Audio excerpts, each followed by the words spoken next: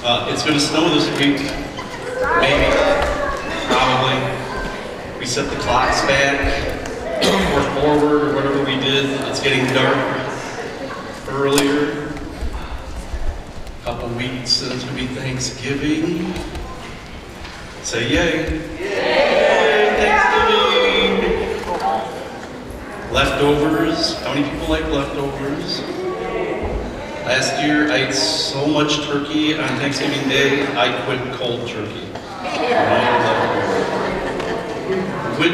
Which side of the turkey has the most feathers? The outside. Marilyn, get that girl a Cupid doll. And you're the only one here who knows what a Cupid doll is.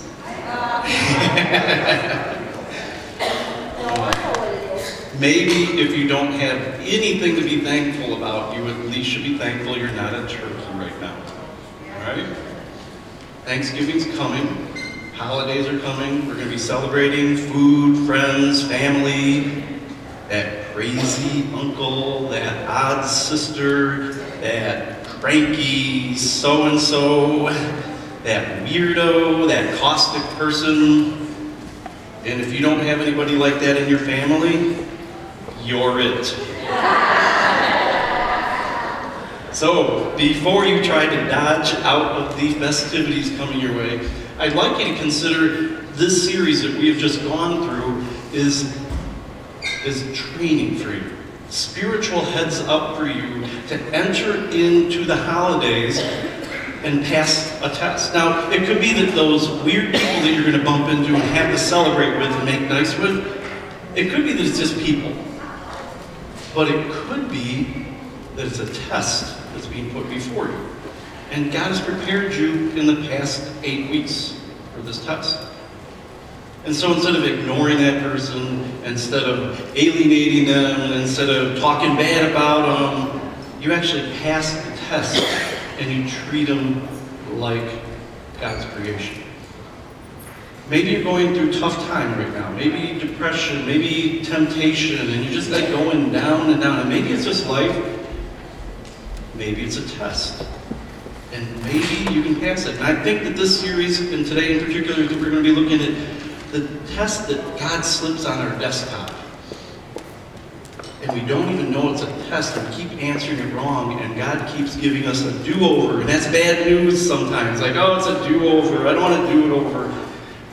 But in God's economy, a do-over is a chance to succeed and pass the test and be promoted. So let's pray.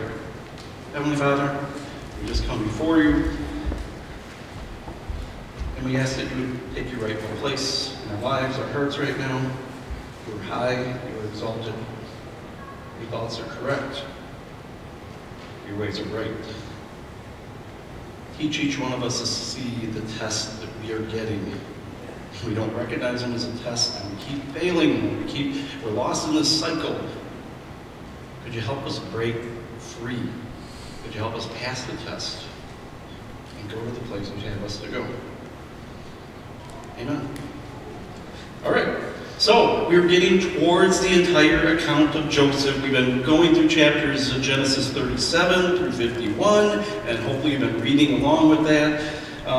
But now we're going to go before that, and it's going to be helpful to know a bit of the history of where Joseph came from, and specifically came from Jacob, his dad.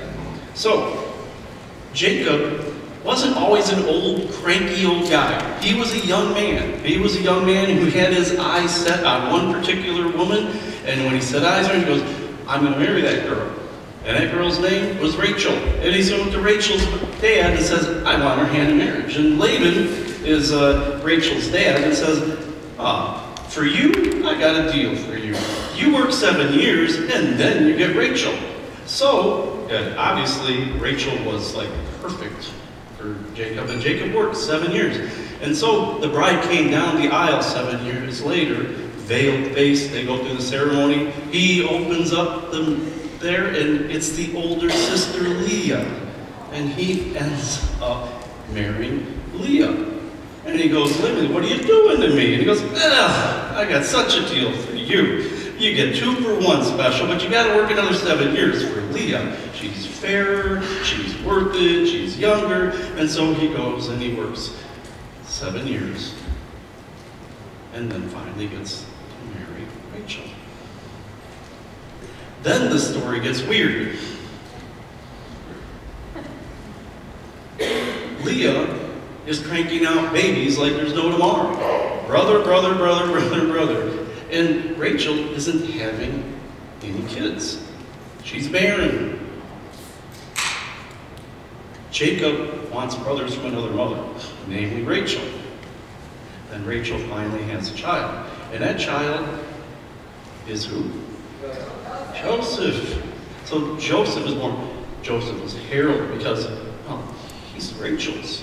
In many ways, to Jacob, that's the real firstborn. He's favored, he's special, he's from a woman that he truly actually loves, that he worked 14 years to be able to marry. And then Rachel has a second son. And the second son is Benjamin. Benjamin is also a favored son. And he's not only because comes from Rachel, but also because he's a midlife baby. Made Jacob feel young, virile, and a second chance. And so Benjamin and Jacob are special sons. They're equal in many ways. And it's important as we break down the story. It's also important to note that Rachel died in childbirth, giving birth to Ben. And so there's this tight affinity that Jacob has with Rachel and with these boys, and that's our groundwork today. So we're entering the story where the famine has come, and Egypt is the only place that has food. And so remember that Ben, the favorite son, was not allowed to travel to Egypt to get the food. The brothers were all to go get food, and that was it. They've seen Joe a few times, but they don't know it's Joe, but Joe knows it's them. Everybody up to speed? Genesis 42:29. Hang on. When they came to their father Jacob, the brothers, in the land of Canaan, they told him all that happened to them. They said, "The man who was lord over the land spoke harshly to us and treated us as though we were spying on the land. But we said to him, 'We are honest men, we are not spies. We are 12 brothers, sons of one father, one is no more.'" Well, I guess that's one way to put one is no more. We sold him into slavery, we left out all that stuff, but we're not going there, okay? "And the youngest one is now with our father in Canaan." Verse 33. "Then the man who is lord over the land said to us," that's Jacob, or Joseph, "This is how I will know whether you are honest men. Leave one of your brothers here with me and take food for your starving households and go. Or bring your youngest brother to me, so I will know that you are not spies, but honest men. Then I will give your brother back to you, and you can trade in the land." As they were emptying their sacks, there in each man's sack was a pouch of silver. And when they and their father saw the money pouches, they were frightened. Their father Jacob said to them, "You've deprived me of one of my children. Joseph is no more, Simeon is no more," which isn't true. Simeon's just left behind right now. "Now you want to take Benjamin. Everything is against me. Oi!" Can you just feel the pain and drama of poor Jacob? Then Reuben said to his father, "You may put both of my sons to death if I do not bring him back to you." We're not even going to talk much about that, but think about that. Reuben says to his father, "You may put both of my sons to death if I do not bring him back to you. Entrust him to my care, and I will bring him back." Okay, Reuben. Verse 38. But Jacob said, "My son will not go down there with you. His brother is dead, and he is the only one left. If harm comes to him on the journey you are taking, you will bring my gray head down to the grave in sorrow." There is a not-so-subplot going on here. Look at verse 38. Jacob doesn't see these boys equally at all. He says, there's only one. Does he say that? He says, and he is the only one left. Now, we know he's talking about Rachel's kids, but can you imagine if your father said that to you?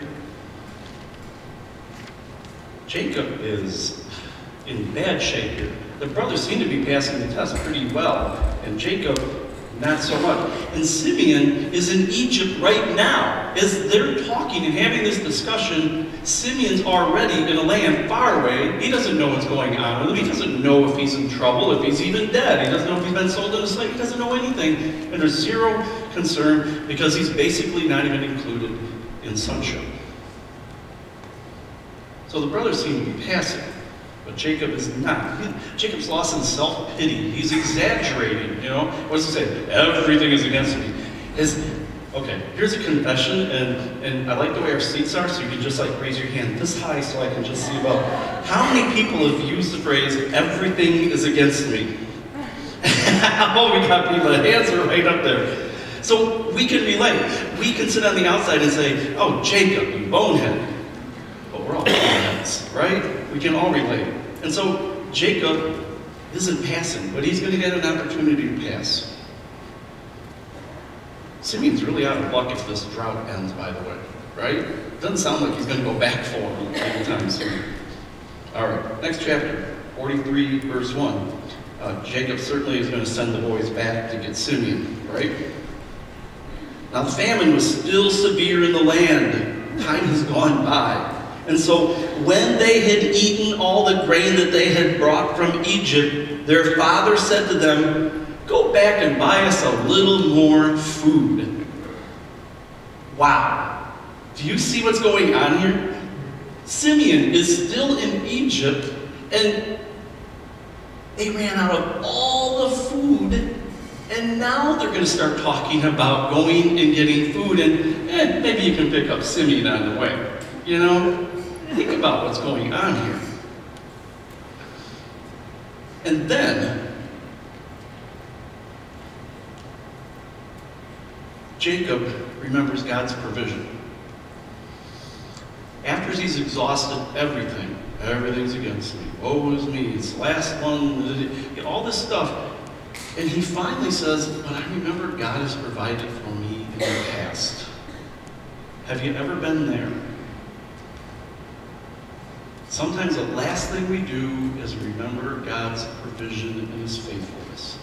And sometimes we exhaust everything in our arsenal. We try to save ourselves, we try to fix ourselves, we try to get somebody else to help us, somebody else to fix us, somebody else to save us. And then finally we remember God's provision and we start doing right. So the test for the brothers is they're undervalued. They are unjustly treated, but they pass these tests that we've been looking at the past few weeks. Will they be repentant? Yes, they were. Would they be honest in Egypt? They were. Will they betray Simeon and just leave him there? No. And will they be honest about the silver in their sacks? Yes, they said it right away. So they're doing good so far. Now the big test. Genesis 44:1. Now Joseph gave these instructions to the steward of his house.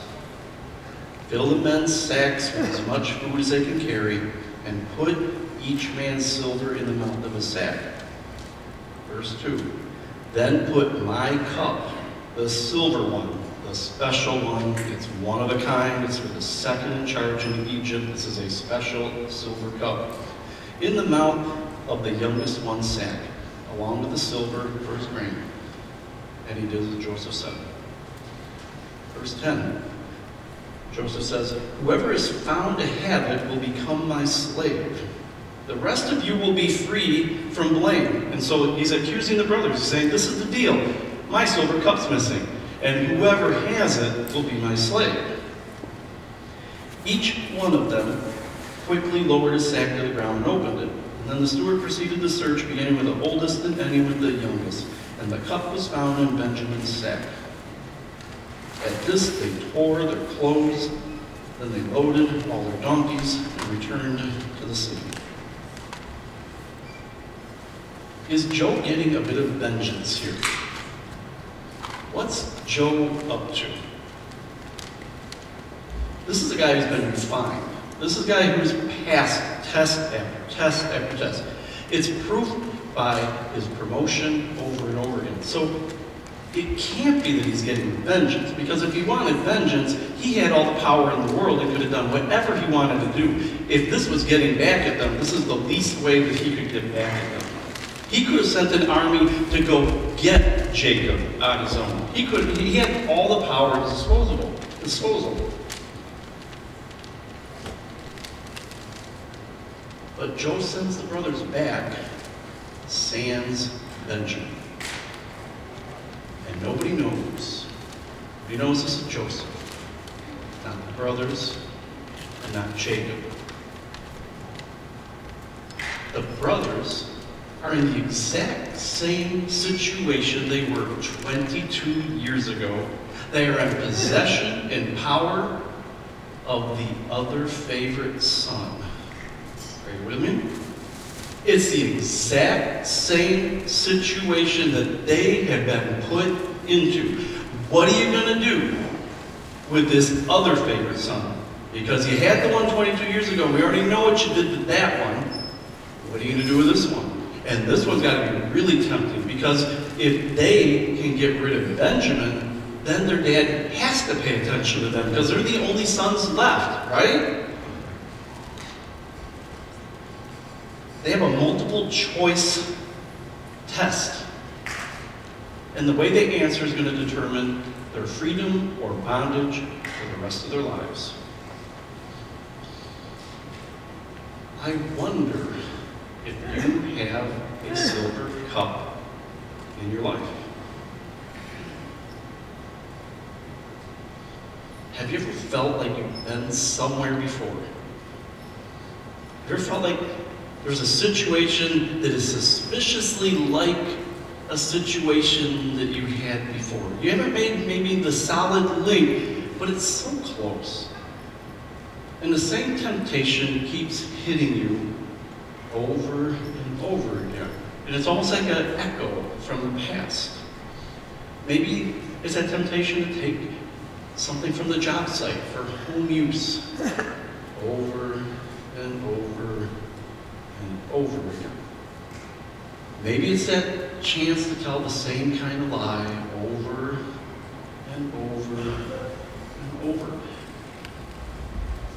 Maybe you get this option over and over again to either protect somebody's reputation or to gossip about them. And it keeps coming up over and over. There is legitimate need that keeps coming to the forefront, and you can do something about it, and you let it pass, and it keeps coming up over and over. Doesn't feel like God. Doesn't feel spiritual at all. Feels like the same thing over and over again, and you keep answering the same way. Is that your silver cup?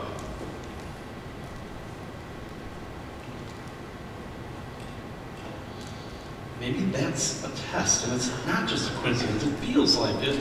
Everybody goes through it after all, right? But you keep getting the same one.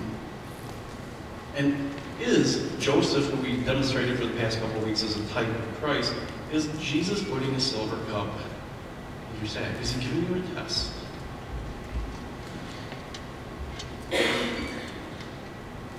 The brothers could have left Benjamin alone. They never talked about it again. They went, Dad, boo-hoo, you lost your other son. They could have, and they could have gotten away with it. But they didn't. In fact, quite the opposite. Genesis 44:33, Judah, the brothers, bargains with Joseph about Ben. He goes, now then, please let your servant remain here as my Lord's slave in place of the boy, and let the boy return to his brothers. How can I go back to my father if the boy is not with me? No, do not let me see the misery that would come upon my father. Judah is thinking of his dad and his distress. He still cares for his dad, even though his dad doesn't care much for him, obviously.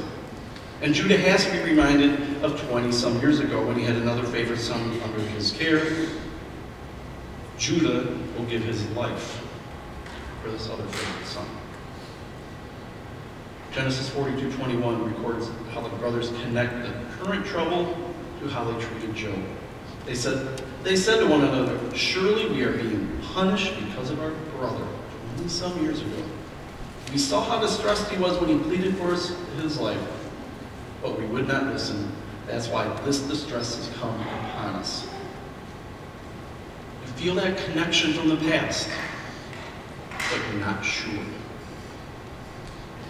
Part of the test is you don't know it's a test, right? If you knew it was a test, you'd cheat, you'd look ahead, you'd cram, you'd make crib notes, whatever you had to do, and the answer would never really become part of who you are. What's your silver cup? What is it? Get that kind of locked in. And ask yourself this question. Do you want to keep taking the same test for the next 20 years? Anybody? Or would you just rather pass and get it over with? Let's move on. The tests are everywhere, and they seldom look like a test. It just feels like another Tuesday, right? You don't know. But how you answer is part of who you are. And it's particularly the test that you answer when no one else is looking. And no one ever gets to see it except you and your dad in heaven.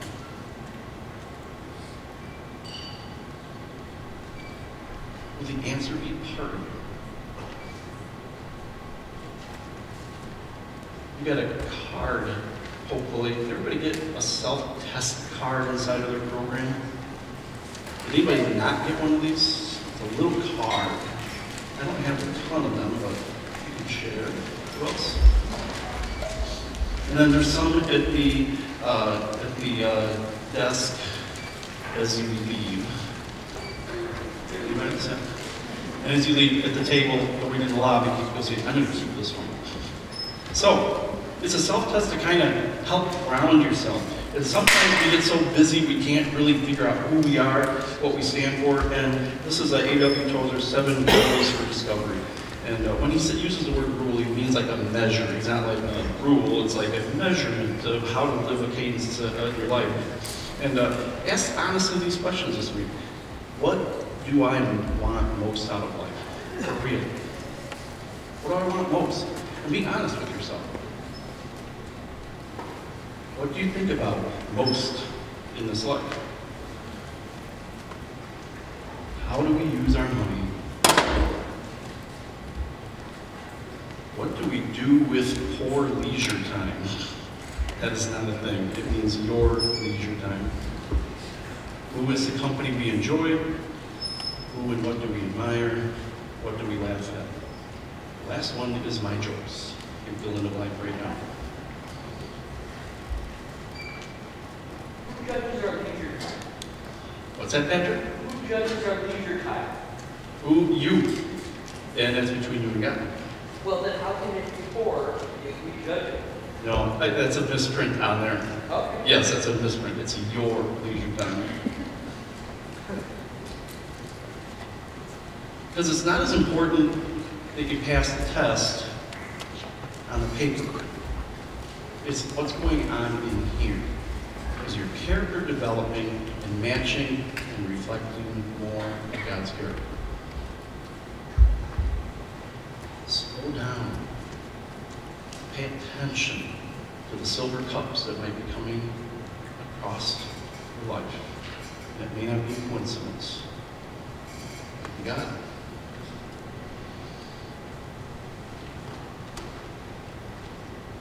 The Apostle Paul, going way into the New Testament right now, thousands of years later, had the same conviction, the same attitude that the Apostle Paul has in Thessalonians 2:4. He says, and I'll take a little liberty here, but I don't think it's too far. He says, on the contrary, and I would add, on the contrary, we pass tests, is what he's saying. On the contrary, we pass tests. We speak as men approved by God to be entrusted with the gospel. We are not trying to please men, but God who tests our heart. Get it? Right? Let me read that one more time. We are not trying to please men. Don't try to make me happy. Don't try to make your spouse happy, because that's never going to happen. Make God happy. It says, who tests our heart? God tests us. And we're not here to please man. We're here to please God. Paul saw it. Joseph saw it. Pleasing God is the answer. And that's what changes your heart and your soul. You pass tests over and over again, even when you don't know that you're taking a test, because your sole goal is to please God. That's it. Tests just come and go, and you don't even know they're tests because you're just set to please God. And you just keep passing the test. If a silver cup shows up, you just do what's right, right? You don't have to think about, anybody see the silver cup? Is anybody looking? Is anybody, no. You're just like, I'm going to do this right for God. The brothers got it. They protected Dad. They protected another favorite son. They had their do-over, and they did it well. And they did it for God's sake. There was no personal gain for the brothers in preserving the life of Benjamin. They passed the test. And the result, Genesis 44:1, then Joseph could no longer control himself before all his attendants, and he cried out, "Have everyone leave my presence." So there was no one with Joseph when he made himself known to his brothers, and he wept so loudly that the Egyptians heard him, and Pharaoh's household heard about it. And if you read on, a huge celebration occurs. And everybody's having fun, and there's a great welcome for the brothers, and no one knows that the brothers were scoundrels because their do-over was a past test, and it eclipsed the first test that they failed. Does that make sense? You may feel like you're living under the condemnation of a first mistake. You know what? A do-over can overcome that first mistake. When you come to God, He forgives, He restores, and He brings a celebration. You can pass this test, and you can be promoted. Let's close our eyes, bow our heads, and give each other a little privacy. What's your sin? Or your test? It haunts you, defines you sometimes, embarrasses you each time you hear about it in somebody else's life. Maybe it was 20 years ago. Maybe you're not even sure if you've repented for it enough. Maybe you're not sure you're forgiven.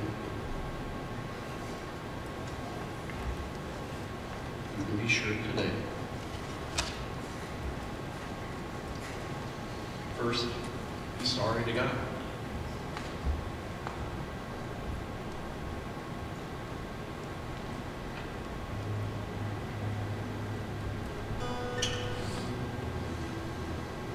And think if you had a second chance to do it again, would you do it differently?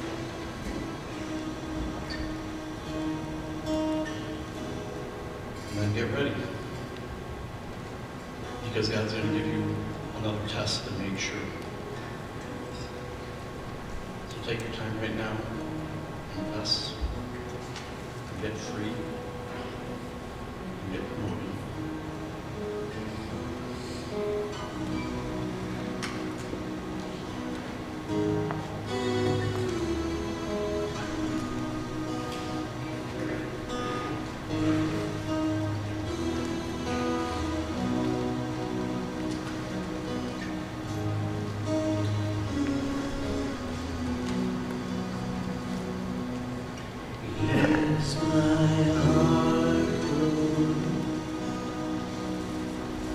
Here's my